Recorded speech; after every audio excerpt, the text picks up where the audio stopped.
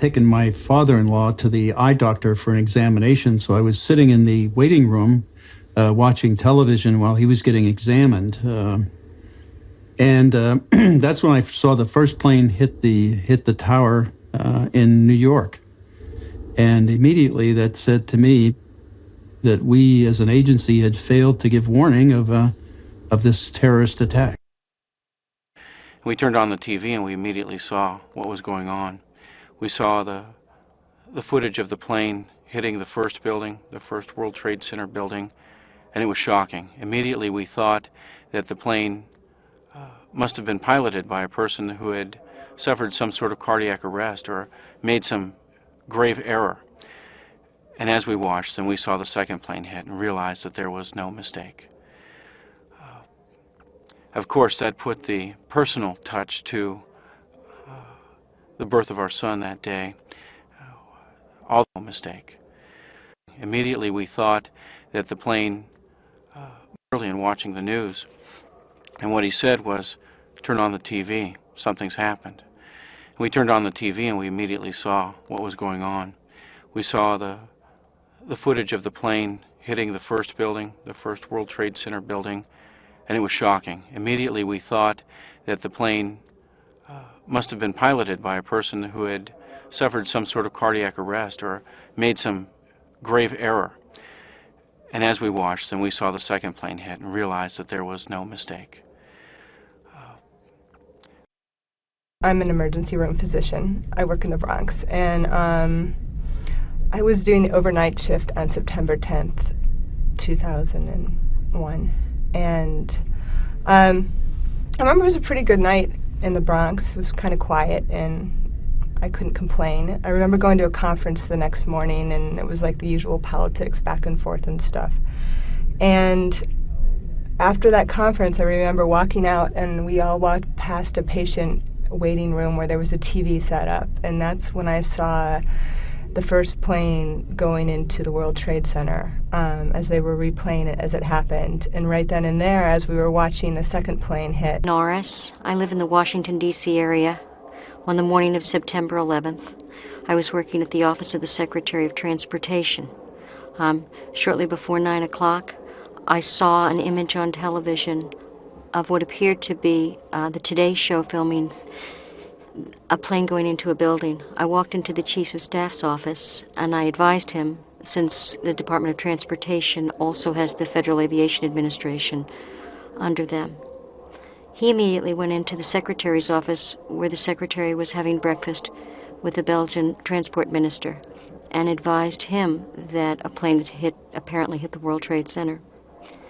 Shortly thereafter, we began to get calls from various airlines as well as from the FAA discussing with us that there were several incidents that were going on simultaneously. 15 other people in the room when we were watching CNN, and they showed the first plane, a replay of the first plane hitting. And then they showed the second plane hitting. So we stood there and watched that for several minutes, and we were just all in shock. And we started filtering out of the office and went back to our cubicle area. I had taken my father-in-law to the eye doctor for an examination, so I was sitting in the waiting room watching television while he was getting examined. And that's when I saw the first plane hit the tower in New York. And immediately that said to me that we as an agency had failed to give warning of this terrorist attack. I was sitting outside the classroom waiting to go in, and I saw an airplane hit the tower of a TV. The TV was obviously on, and I used to fly myself, and I said, well, there's one terrible pilot. And I said it must have been a horrible accident. But I was whisked off there. I didn't have much time to think about it. We have really early morning patients for barium enemas and upper GIs where we drink the barium and we look at their intestines. And then after these were done in the morning, one of the soldiers who was a more senior soldier, specialist, I believe, he was out in the lobby and he came out into the back room where we all were, and he said, "Holy shit, I just saw a plane crash into one of the Twin Towers."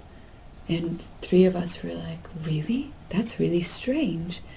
And so we walked out to the front desk. He'd seen it on some television. He saw it on the monitor. hospital TV, right at the lobby, Okay. where you come in and check in for your x-rays.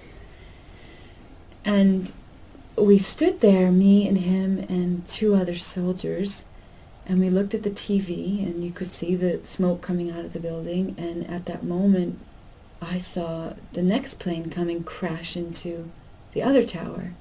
So now both towers were hit. And we all were just absolutely silent. You know, we knew what this meant. This was intentional. Okay, but what you're saying here is that he saw the first plane hit captured on a live television camera somehow, Yes. which has never been acknowledged in the public domain. Yes.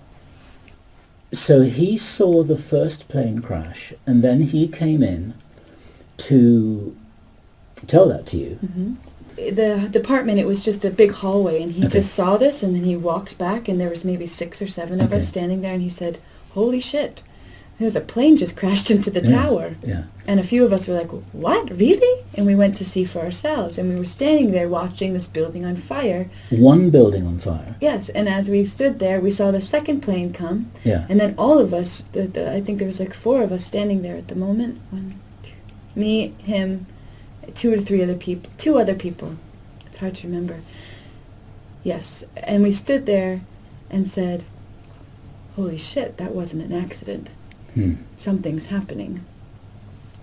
And just as, you know, I mean, I also have gone over this in my head many times and thought, well, maybe a video camera, maybe he didn't see the plane actually crash in. Well, maybe a video camera, maybe he didn't see the plane actually crash in. Maybe the video camera was focusing in on the tower burning or whatever, but I don't know. It just, he said he saw it crashing in. Yeah. So, Well, this is also... and I didn't doubt this because I was so enclosed in the base and the life on the base that Yeah. you don't see TV from the outside. Yeah. You know, it just... But you don't know what channel No. this was. This No. was some internal Mhm. military hospital channel. Yeah, and they do have regular channels like CNN Mhm. or NBC or something, but as far as I know, we're not allowed to change it. We had no control over this. The TV was Mhm. set. Hmm. So, And do you remember, was there any commentary, like any newscaster No. saying, oh my God, or it was just a picture?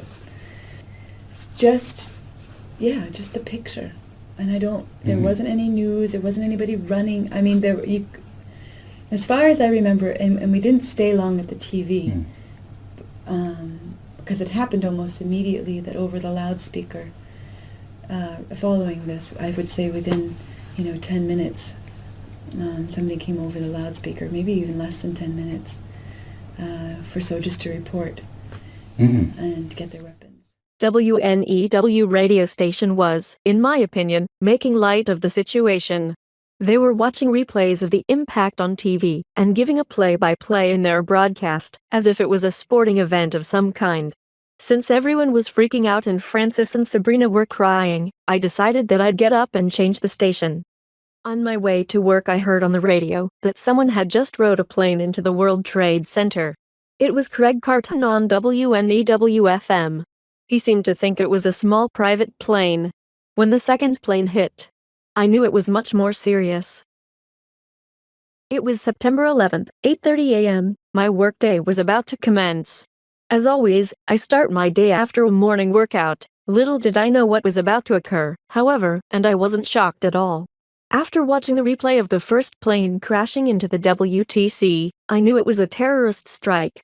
When the second plane entered the television screen, it confirmed my gut feelings. As I drew nearer, I noticed a replay of the first plane flying into the tower. Initially, I thought it was a small single-engine aircraft. However, upon further examination, it dawned on me that this was no ordinary plane. It was a sizable jetliner that had plunged into the side of the tallest skyscraper in Manhattan, New York. Transfixed by the scene, my coworkers and I stood in awe as the horrific scene unfolded before us. Not long after, the second plane hit the adjoining tower, and we knew for certain that the great United States of America was under attack. She told me to turn on the news to see what was happening. I saw the replay of the first plane hitting the North Tower. At first I thought it was a horrible accident, then the second plane hit the South Tower.